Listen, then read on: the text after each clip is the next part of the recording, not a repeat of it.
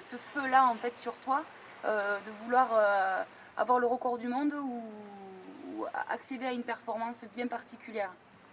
Pour moi, le premier but ici, c'était en fait faire l'expérience de ce canal parce que ça vraiment, ça glisse tellement plus rapide que n'importe où d'autre au monde.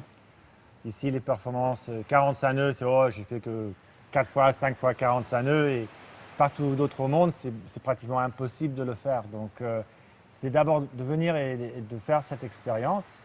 Évidemment, j'aimerais bien battre le record d'Angleterre, les 50 nœuds, et puis après voir jusqu'où je peux aller. Et toi Thierry? Ben moi, j'avais laissé tomber la vitesse déjà depuis 10 ans, mais en voyant les performances faites ici, je me suis remis au boulot, quoi. Donc je me suis réentraîné, repris du matériel. Vraiment, je n'avais pas touché le gun depuis 10 ans.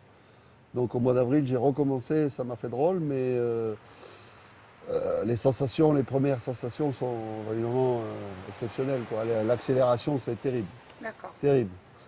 Et Eric, toi en fait, est-ce que tu retrouves cette motivation qui t'a animé dans les années 80? Oui, en fait, c'est différent maintenant, avec beaucoup plus d'expérience, mais c'est surtout de venir sur un plan d'eau qui est vraiment un niveau qui est plus haut qu'on n'a jamais eu. D'accord, d'accord. Toi aussi Thierry, c'est pareil? Oui, bah, le plan d'eau, évidemment, c'est ce qui nous a fait prendre notre décision de D'accord, venir. d'accord.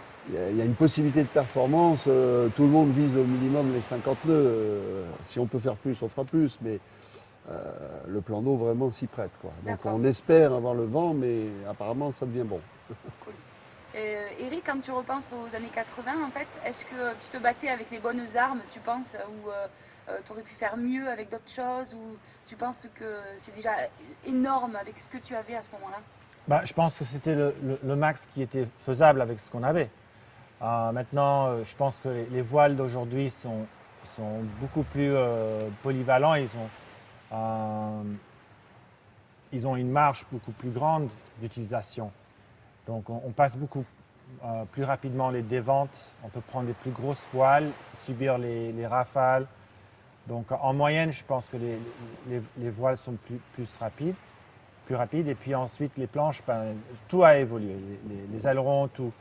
Et même juste dans les 2 dernières années, avec les gens spécial Uber Eats, les planches, les ailerons, tout ça, ont fait une autre évolution encore. D'accord. Et toi Thierry, est-ce que tu subis un énorme changement dans ton équipement? Oui, évidemment, par rapport à mon dernier record donc en 1993, il y a 21 ans, où j'avais une 4 mètres carrés 70 et en planche c'est déjà à peu près similaire, mais l'aileron, ce n'était pas des ailerons asymétriques. Évidemment, c'est surtout la voile qui a beaucoup évolué. On tient des voiles plus grandes, hein, dans un vent identique, quoi. Voilà, donc le matériel aujourd'hui est plus abouti, il n'est peut-être pas encore parfait, mais on voit que les performances ont progressé, donc c'est qu'il y a une évolution dans le matériel aussi. Et toi Eric, qui participe au développement de cet équipement-là, en fait, est-ce que peut-être tu peux exprimer synthétiquement en fait ce qui pour toi devrait être évolué maintenant pour pouvoir s'approcher des records des kitesurf en fait? Ben, pour viser le prochain grand, la prochaine grande barre, c'est les 60 nœuds. Ouais, Et de là, on regarde à des ailerons à cavitation, des ailerons qui peuvent fonctionner dans la plage de cavitation, en fait. d'accord, Euh, mais je pense qu'il va falloir une évolution en matériel et en canal en même d'accord. temps. C'est vrai. Toi Thierry, est-ce que tu as des idées ou est-ce que ça te, ça t'ouvre des portes dans la tête en fait au niveau du Bon, matériel?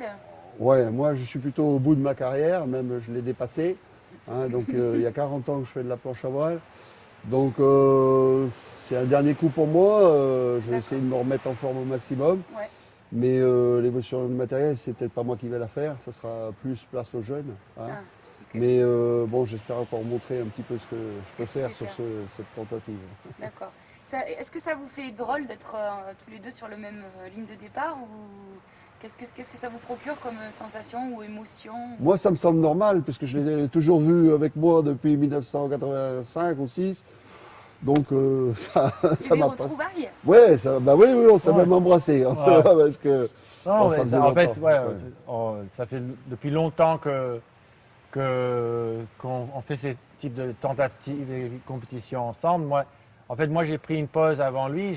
J'ai arrêté en 90 et donc ensuite, Thierry, il a fait ses records dans les années 90. Donc, en fait, dans un sens, en tentative privée, on n'a jamais vraiment été en compétition directe.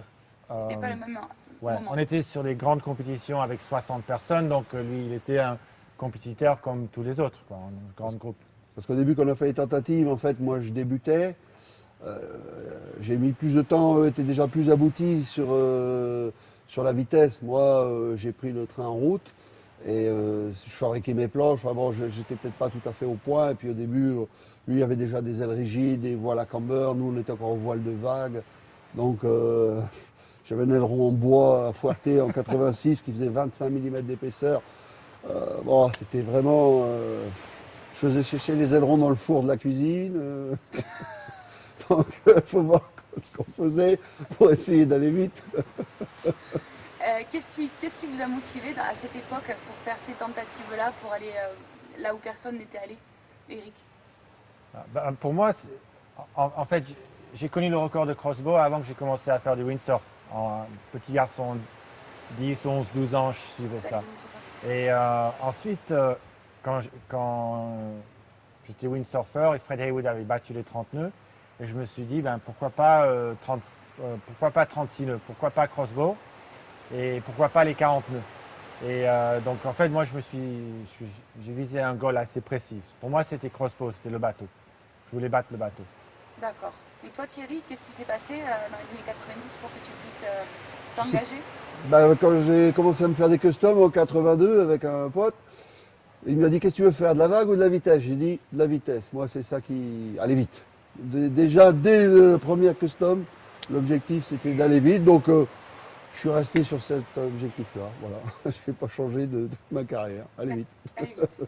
Et qu'est-ce qui a fait que tu aies voulu pousser jusqu'à faire une tentative de record, quoi?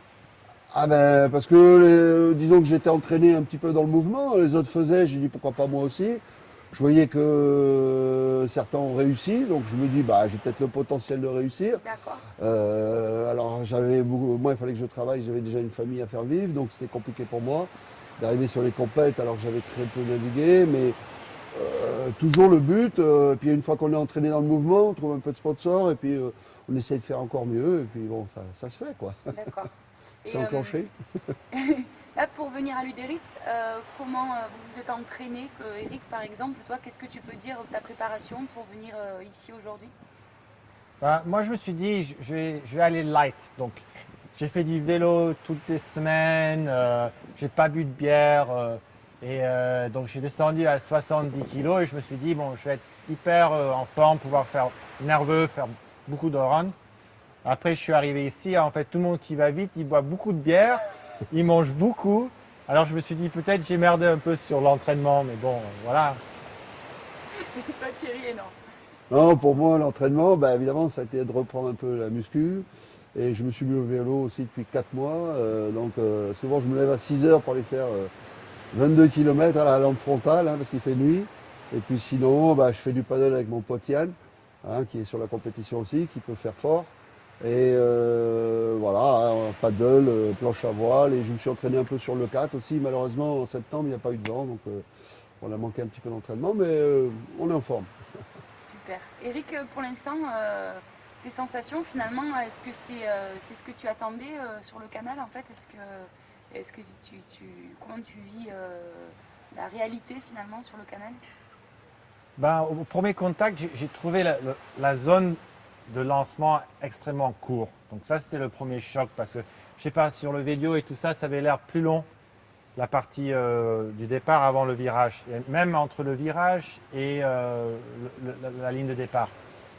Et donc ça a été une petite adaptation là pour vraiment être très rapide au départ, dans les footstraps, dans l'arnais, pour vraiment avoir une bonne vitesse d'entrée. Mais ensuite, sensation de glisse incroyable quoi, sur le run. Sensation d'accélération dans la courbe. Et certainement le potentiel d'aller vraiment beaucoup plus vite. Quoi. D'accord. Mais toi Thierry, même si tu as fait ce que tu as pu avec les conditions qui étaient, quoi, qu'est-ce que tu as vécu en fait, qu'est-ce que tu as senti sur ce canal? Ah bah, les premiers bords, c'est l'accélération, hein, ça c'est C'est clair. l'accélération. Dès qu'on passe ce virage, on prend un G quoi. C'est un G, ouais, voilà, c'est ça. Voilà, ça accélère. Bon, alors l'autre jour il y avait du vent, mais au bout c'était impossible de vraiment d'aller vite quoi. Mais ouais, on peut retenir ça. L'accélération, c'est monstrueux. Et le canal, quand on accélère fort, il devient vraiment étroit. Ça, on a le champ de vision, j'ai l'impression que plus j'accélère, comme il y a le vent et le sable, ça le réduit encore en fait le sable. On n'a pas la vraie largeur. Ça fait entonnoir, quoi. Ouais, on a l'impression vraiment d'arriver dans un couloir, quoi. Enfin moi c'est ce que j'ai vu, j'ai dit putain, mais il faut que je reste bien au milieu parce que c'est pas large. Faut bien y voir. Et qu'est-ce que vous peut-être vous pourrez dire pour des personnes jeunes ou moins jeunes en fait qui s'essayeraient à la vitesse mais qui ne sont pas vraiment convaincus encore? Qu'est-ce que vous pourriez dire pour les convaincre en fait ces gens-là? Est-ce que c'est vraiment extrême? Est-ce que c'est vraiment dangereux? Est-ce que c'est vraiment un coup d'adrénaline ou pas? Qu'est-ce que vous pourriez leur expliquer? Moi, je dirais, entraînez-vous et faites beaucoup de vitesse sur le maximum de différents spots en fait, pour s'habituer à des conditions différentes. Mais pour ici spécifiquement, c'est en fait d'apprendre à abattre au maximum, c'est-à-dire d'abattre et descendre le plus bas possible dans le vent et même dans du clapot. Et dans le contrôle, ouais. Et ensuite, pour pouvoir maîtriser ces genres d'angles. Ouais. D'accord. Et toi Thierry, qu'est-ce que tu pourrais dire pour motiver Ah quelqu'un? bah, il faut venir, hein. De toute façon il va falloir remplacer la vieille génération. Donc nous on va bientôt arrêter, donc, parce que là c'est vraiment extrême, hein. C'est pas de la planche à voile loisir. Mais franchement, l'adrénaline c'est au top, quoi. Ouais, c'est Hein, ça. voilà. Alors même si on ne peut pas venir s'entraîner ici parce que ça fait loin, mais Ouais. vous avez des coins comme à Leucate ou en Bretagne, on peut faire des performances quand même en accélération à 45 nœuds. Déjà c'est pas mal, hein. Ouais. Ça va déjà hyper vite. Ok. Donc l'adrénaline c'est bon. Enfin plutôt que de faire le fou en bagnole, sur la planche c'est mieux. Ah, c'est bien. Parfait.